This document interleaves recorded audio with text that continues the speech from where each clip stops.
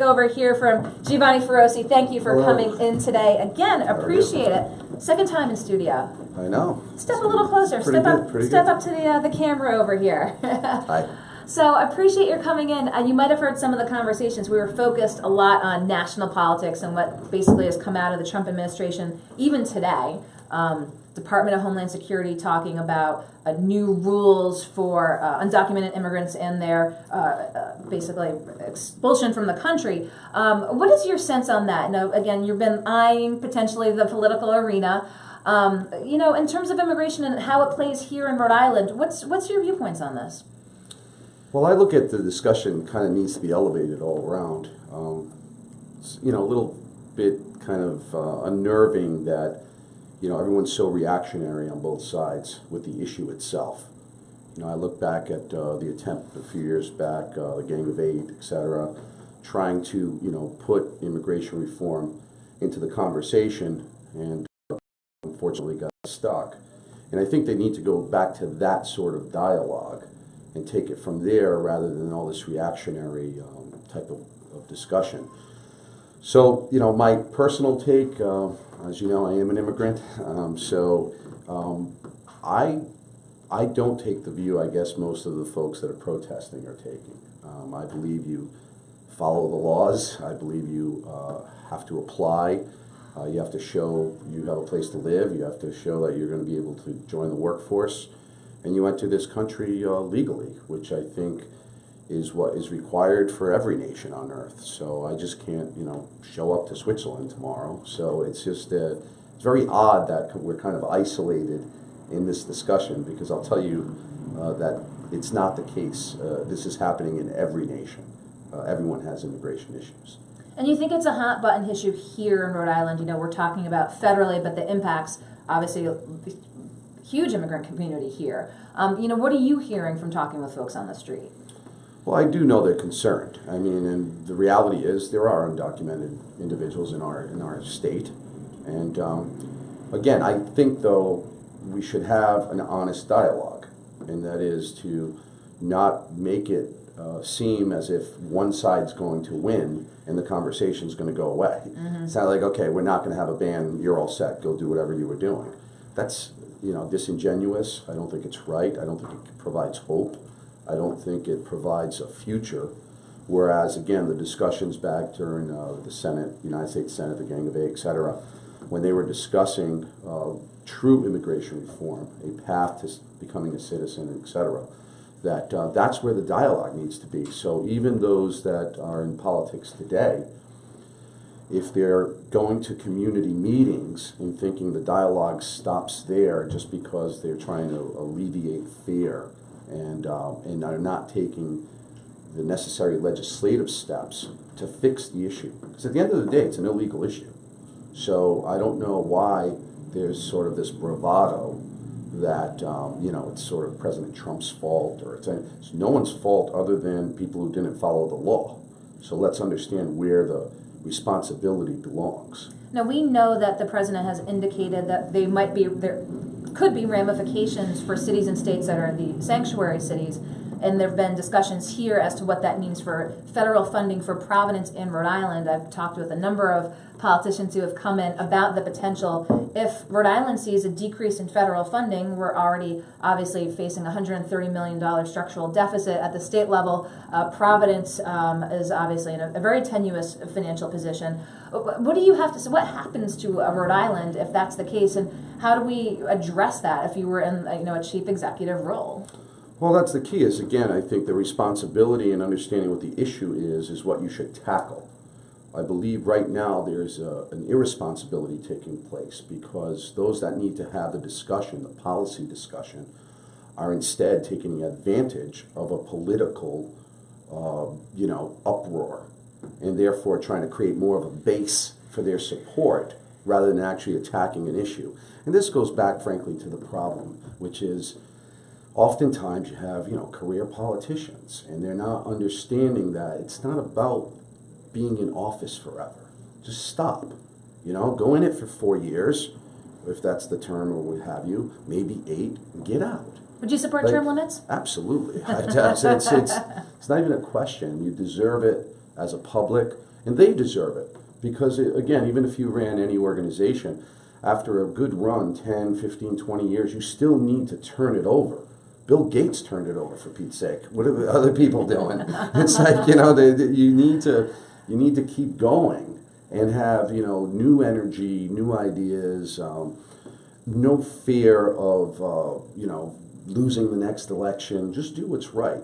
And what's right is to follow the law, and if the law needs changing, then have a responsible professional dialogue and change the law. It's not like we don't have a process. We have a process to change the law.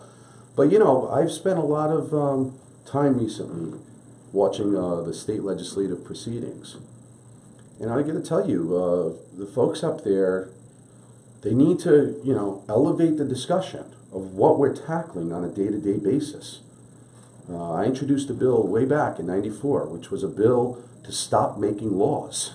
Okay, it was 1 year you make them, 1 year you take them off the books, unless they were municipal in nature. Mm-hmm. So you don't spend 4 or 5 months talking about dotting an I and crossing a T and let's add this, and people just adding bills. I remember we introduced, I think, 2,380 bills. And I'm like, we're just one legislature in the whole country, one building. And imagine at the town level and city level, the ordinances, and then federal laws. What are we doing to ourselves? We're either creating fines or some sort of constraint and or tax, right? So we just need to stop. Just everyone stop. And then decide what are the important issues we need to tackle. And then we sit down and you prioritize them. And if immigration surfaces to the top, we need to tackle it. Tackle it in a comprehensive way. Saying no is just not going to happen. It's not a policy. Saying no is not a policy, especially saying no to following the law. That's not going to get you anywhere, So you talked about introducing that bill to limit the number of bills. What do you say to folks who have advocated for a full-time legislature in Rhode Island? Smaller? I could look at that for sure. I would think that's definitely an option.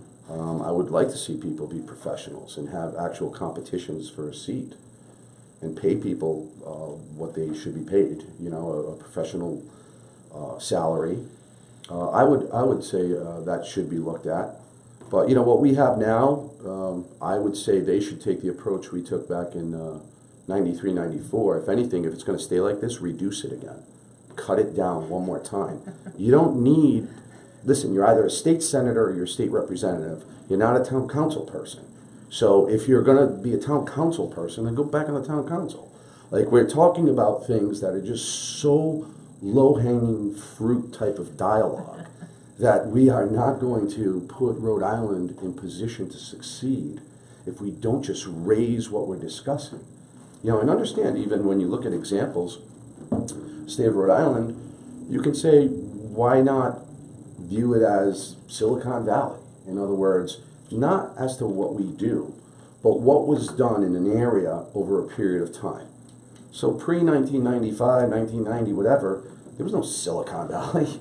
It happened because all of this group of smart people all got together and said, hey, why don't we kind of hang out and discuss what we need to do and, support each other's supply chain, both intellectual and with goods and hardware, and they created something. That's what we need to do in Rhode Island. It's not going to happen on the backs of saying no to outroar of, again, it's priority, right? What are we talking about today? We're talking about, if Sweden had riots. Are you serious? Like, what are people even discussing? Meanwhile, I'm hopefully contributing went to a luncheon today at the Executives Association of Rhode Island. Thought we had a good dialogue of, or at least presented what I thought were important issues. What size is your company? Are you right-sized? You need capital to do things, prioritize your CapEx, all the things that are important so that you can navigate these times and be set up for success. Now you come from the business world, and I think since the last time we talked, there's been more that's come out with UHIP and Deloitte, having Deloitte as a consultant, and continuing to keep Deloitte as a consultant. Again, looking at a chief executive position, sure. What do you have to say? A lot of folks have argued, well, you need consultants because they've got the expertise that the state doesn't have. And some say, well, maybe the state was at fault for how they interacted with Deloitte as a consultant. But all we know is that we're dealing with this huge mess right now. If you were in that role, what would you do? Well, first and foremost, I think, again, when you look at right-sizing something, it really is the makeup of the workforce. So how can you attack it and address it immediately? In that case, it's such a large, effort and undertaking. Just the sheer size of it. One has to decide, can it operate in its previous form while you take an operational pause and do something completely different, or do you keep going and set the expectation that something's always going to have an issue? But in either case, the actual entity you're partnered with, I find it rather odd that you're banging someone, so to speak, over and over again, and you're going to say, but help me, so I might sue you, but I tell that to people all the time. You sue me, you're done, man. You're not gonna, okay, yeah, I'll talk to you next Tuesday. Well, I think that was a discussion about Deloitte, and Go Local CEO Josh Fenton had raised the issue. How do you continue having a working relationship with someone that you are threatening to sue and withholding money from? Right, it must be very difficult. It is. It's legitimate. I think professionals expect that there's going to be, times when things don't go perfectly. Mm-hmm. But, before you deploy something, again, in the military we use terms, it's called CCIRs, Commander's Critical Information Requirements. And that is the difference. If I was running something, that would have been a CCIR. Okay. Okay, so I would have known way before. It would have never been deployed. We would have never actually switched over because all of those things would have been addressed. And so I don't mean to be a Monday morning quarterback because we're already underway. Mm-hmm. But the fact of the matter is it all comes down to the decision-making process. Who's best equipped to do it? And it should be based on life experiences. And in our case, I think, we've ceased a lot of our political leaders' positions to academics. And it needs to stop. You need to get actual practicality mixed in with academics and not just one or the other. Because just having someone, with calluses on their hands but can't, put together some sort of financial instrument to discuss doing X, Y, Z, that doesn't work either. Yeah. You need a combination, So you've got the business world, political world. What do you have on your plate for Benris in the next few weeks? Right now we're moving backpacks. We are finalized with our orders for the back to school. That's exciting. Also unloaded some inventory that I had on hand regionally to TJ Maxx up the road. So that was wonderful. Just my folks, really grinding away. I feel so good in the sense that, my partners, we are kind of ahead of the game in the sense that the world has changed so dramatically that to have been, part of someone that had to get to the other end quick, puts us just in a great place. I guess the best way to describe it is I'm very at peace. Like I'm at peace with the process. Doesn't always go perfectly, but it's okay. You can live with some results because you're like, okay, I saw that last Thursday. I'm not going to do it again tomorrow. And you keep going through it. I think those that are having the biggest issues are people who work in organizations that have not seen change. And it's dramatic. The change is dramatic. And I just hope that the press, frankly, gets the dialogue going again. Because right now it's like, everyone's over what Trump tweeted or this. It's like, it's goofy. The guy's not going to stop tweeting. That's a new way to get messages out. So it's like, why you get all up in arms like he's going to stop on Thursday. Like, it's not going to stop. So correct what the questions are. I get very upset when I don't hear the level of questions that are important. The National Security Advisor that they just, selected yesterday. No one knows anything about him, right? So I guess then everything's okay because he wasn't scrutinized the way somebody else was, right? But somebody else made that decision to put themselves into a campaign. So you have to live with those decisions. So, the political process is very difficult. Unfortunately, it turns away a lot of good candidates because they don't want to get beat up by the press every single day. But, for those that go through it, if you can live with yourself then you give it a shot, and who knows where we'll go with that. Well, as someone who's been in the arena, looking at the arena, as always, appreciate your coming in to talk Thank with you us. so All much. things business and politics. We'll talk with you soon. All right, Giovanni thank you. Have a Feroce, good the day. CEO Take care. of Benris, for his second trip into the Go Local Live studios here at the Navigant Credit Union